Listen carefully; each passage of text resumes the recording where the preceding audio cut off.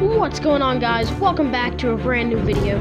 Today, we are going to be talking about Suicide Squad Kill the Justice League. Specifically the parts containing Arkham Batman, aka the Kevin Conroy version. Now, I'm going to hit you with a huge spoiler warning right now. This video does contain huge spoilers for the game.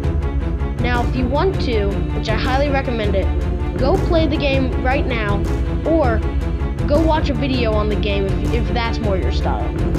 I don't want the game to be spoiled for you because of this. But anyway, you've heard your warning. Let's get into it. Number 1, the Batman boss fight. Now, say what you will about this fight, but there are both ups and downs. But there are some ups. We'll go with the ups first. First, you get to go and explore the Batcave a little bit more, which is really cool. I really like the aesthetic, and being stalked by a demon Batman is really cool. That's about it for the good part. The bad part is, well, that's it. All you are doing is being stalked by a demon Batman, and then you're picked off one by one, just like the museum. Now, don't get me wrong, that's cool and all, but you know what's better? Switching it up and doing something different. Now, don't get me wrong, having a fake-out death like an asylum is pretty cool, but I find it strongly hard to believe that Arkham Batman would be defeated in his own Batcave. This is one of the most powerful, if not the most OP Batman counterparts we have ever seen. And the fact that his boss fight is just shooting lasers at you and throwing stuff at you until you're able to shoot him with a weak point is just disappointing and sad. The fact that this is one of the worst boss fights in the Suicide Squad Kill the Justice League game is honestly sad and disrespectful to the character of Kevin Conroy's Batman. This boss fight could have been handled with so much better care, but instead they decided to throw it away and just do an ordinary boss fight with nothing new. The overall connections to the Arkhamverse. Now, one of the coolest Batman parts of this game for me was probably the section in the museum where you're being stalked by Batman. Yes, it is a little repetitive, but I thought it was handled well. You start out in the museum, being trapped down by him, and you see a vent get kicked open, and a body get dragged. This is really cool because Batman would actually use these vents. Arkham Batman would open a vent and hide in there and use it to move around. Another cool thing is he places down explosive gel. Explosive gel, if you don't move out of the way quick enough or shoot it, it will explode, sending you flying backwards. Another thing that is really cool is he uses the vents on a Harley Quinn, or whoever the last squad member is. I think this is really cool because it shows how we would do it to perform a silent takedown on Quinn in the games. This is something we do, so I really like it. Another thing, the Batman meeting Superman part, I thought was cool. It didn't make a lot of sense, but it was cool, and it gave a little backstory to their friendship in the games. But anyway, back to the museum. I thought it was cool how Batman just picked you off one by one, and you had no idea what was happening. Now, when they redid it with the Batman boss fight, I don't know. Didn't have the same effect for me. But it was cool anyway. How I believed Arkham Batman was handled. Starting off, the Batsuit. I actually really like the design of it in this game. I think it's really simple, but it is definitely a downgrade to the Arkham Knight one. Next, the Hall of Justice scene that you're watching right now was cool. I liked how all the Justice League had holograms that you could watch and listen to get to know the characters that you haven't met, like Flash and Wonder Woman and Superman. They were all really informative and really cool, and I was actually listening to them the entire time, really. But when it came down to Batman's ones, it felt off, especially because we already knew this character. It felt weird listening to him say this. Especially the part where he says, I became vengeance, I became the night.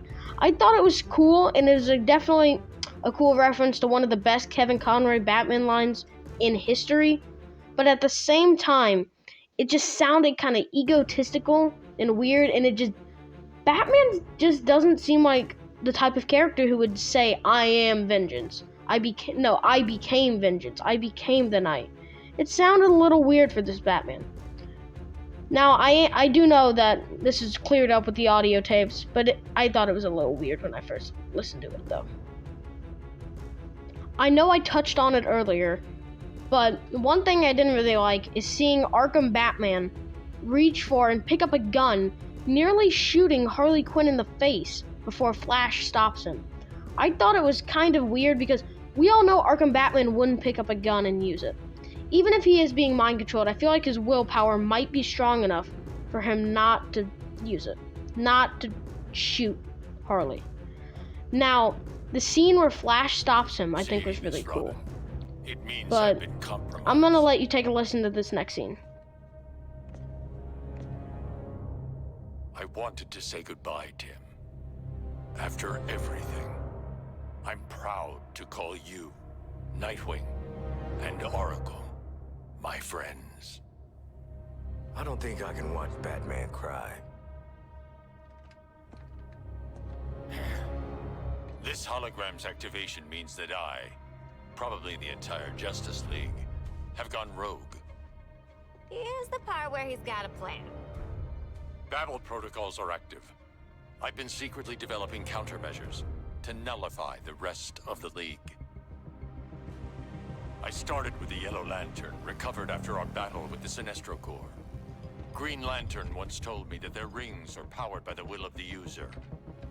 Interestingly, I found that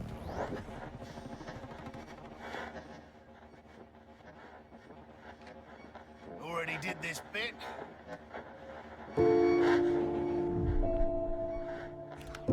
enhancing the power of the battery. But that was just the start. Tell us how to take you down, Bats. Never heard my guy Bruce talk this much in my life. Nice production on the graphics.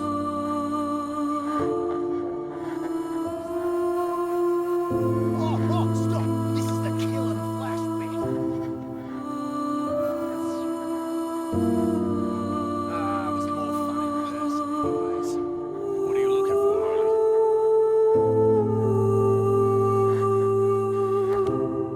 me. There is no anti-Batman device. Ah, rats. Well, it was worth a shot. Robin was here. I do not think he won. That's got Robin. Talk about cutting out the middleman. Team up with Nightwing, Oracle, and if you can find him, Jason. The thing I did not like about that cutscene was the way Bruce. I just didn't like the way that Tim was killed off. Tim was a character that we've played as for a while, and we really enjoyed it. And we never got to see Barbara's reaction, Dick's reaction, or any of the Bat family. I just didn't like that. But none of this can redeem what is about to happen. This whole sequence is just downright disrespectful to this character. The Suicide Squad put Arkham Batman on a bench and they start teasing him, taunting him over and over, especially Harley. Harley, the person who probably should feel bad that she has to murder him. But no, she just keeps rambling on and on. Clean up the streets. And then Causing long-term it mental and happens. emotional damage to everyone you knew. It's our turn now. After all we've been through. Bet you didn't think it'd be me at the end. Huh, Bats? Are we done with your bad stand-up routine? But you always gotta end on your best joke.